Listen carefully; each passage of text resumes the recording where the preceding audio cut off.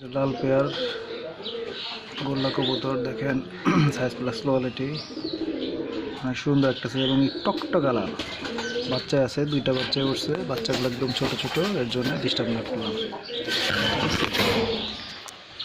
এই এক জোড়া লাল গোল্লা আছে, ঠিক আছে, ডিমে আছে,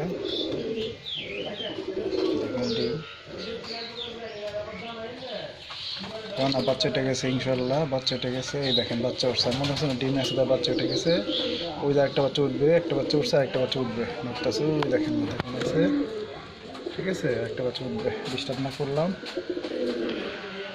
এই যে জোড়া গোল্লা আছে, তার কোয়ালিটি টকটকা লাল, এছাড়া ডিম দিয়ে দিছে, এই খুব ওইটারই একটা বাচ্চা আছে, এই যে, ঠিক আছে, এই একটা বাচ্চা আছে দেখেন, ঠিক আছে,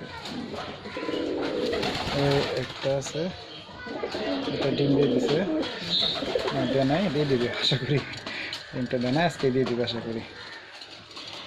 এই যে আমার লাল এক জোড়া আছে, দেখেন বাচ্চা না বসে আছে, টকটকে লাল, ঠিক আছে, নর বাচ্চা নিয়ে আছে।